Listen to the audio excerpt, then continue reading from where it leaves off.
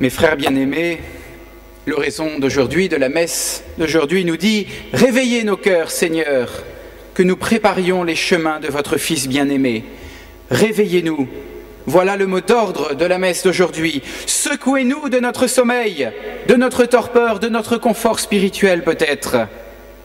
Secouez-nous, réveillez-nous, Seigneur.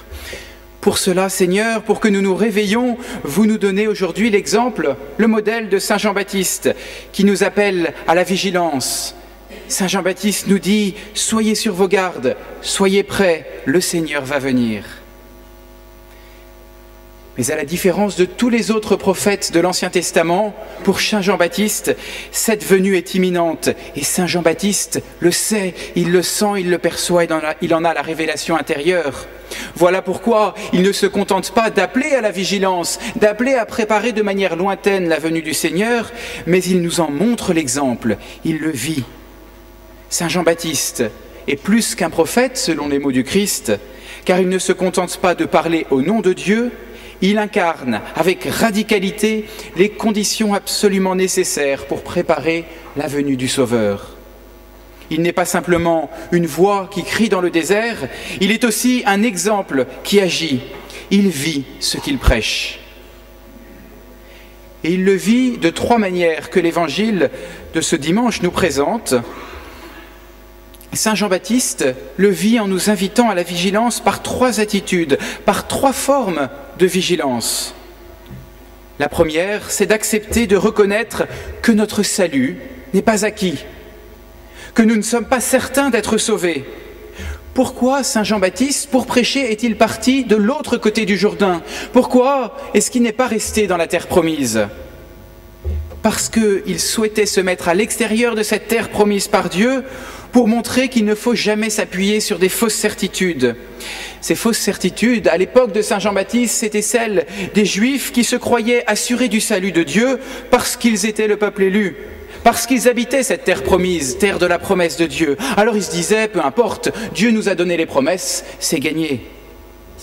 Saint Jean-Baptiste, volontairement, symboliquement, quitte cette terre promise, se met à l'extérieur du Jourdain et se remet en situation du peuple hébreu à sa sortie d'Égypte, quand le peuple, à cette époque, attendait tout de Dieu. Ces fausses certitudes, mes frères bien-aimés, sont peut-être aussi les nôtres. C'est l'attitude qui consiste à dire « mon baptême et ma pratique le dimanche, c'est mon assurance salut.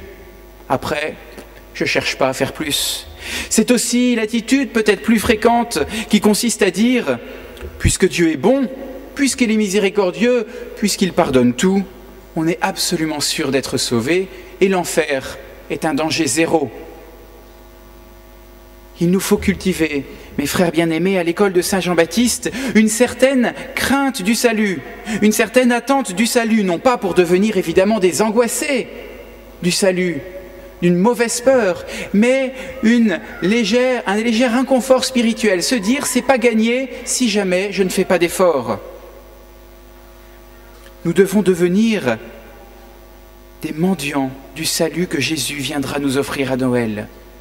Si nous pensons que c'est quoi qu'il arrive, c'est gagné, on ne peut plus mendier. Mes frères bien-aimés, pour réveiller nos cœurs avant Noël, Saint Jean-Baptiste nous appelle à raviver notre espérance de la vie éternelle. La deuxième forme de vigilance, c'est le détachement matériel. Saint Jean-Baptiste, fils de Zacharie et de la caste des prêtres, et il pourrait très bien être vêtu d'une manière somptueuse et côtoyer les palais des rois. Au lieu de cela, il s'est couvert d'une peau de bête et il se nourrit de miel et de sauterelles dans le désert. Il a volontairement renoncé au bien matériel et au confort pour mieux se centrer sur l'essentiel.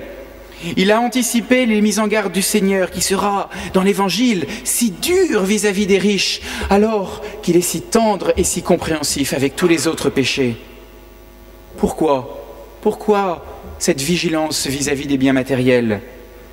Parce que les richesses nous donnent l'apparence de l'autosuffisance. Elles nous laissent croire que, finalement, on n'a besoin de rien d'autre. On n'a pas besoin de Dieu, puisqu'on a tout ce qu'il faut matériellement.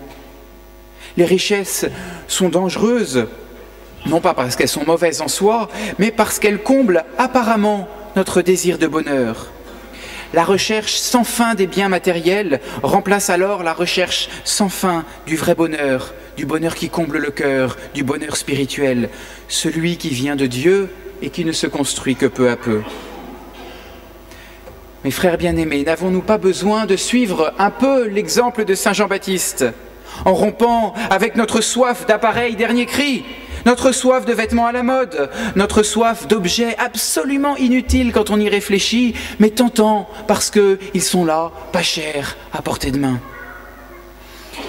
Si Jésus est né pauvre, c'est dans une certaine pauvreté qu'il faut préparer Noël, aux antipodes de la manière dont le monde actuel nous invite à vivre ces fêtes de fin d'année, comme ils disent.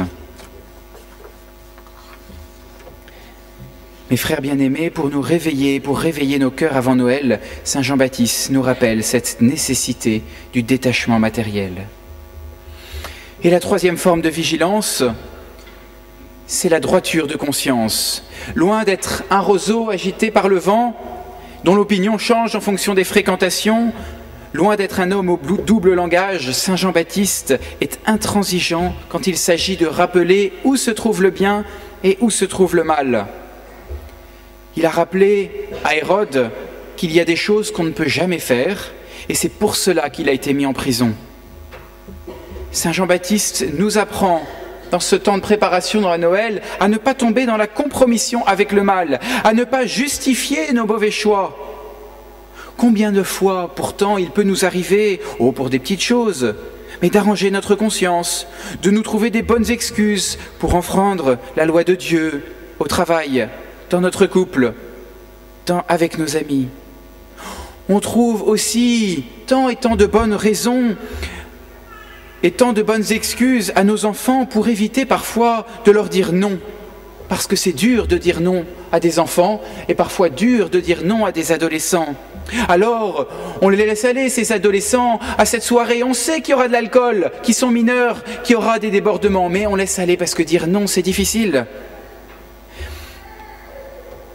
On tolère que nos jeunes, que nos enfants aillent à un week-end avec des amis, alors qu'on le sait pertinemment qu'ils n'auront pas la messe dominicale. On laisse faire parce que c'est dur de dire non. Mais souvent, il y a des petits noms pour des petites choses. On ne peut pas dire non tout le temps, ce sont des petites choses. Au début, oui, mais peu à peu, on tombe dans les choses plus graves.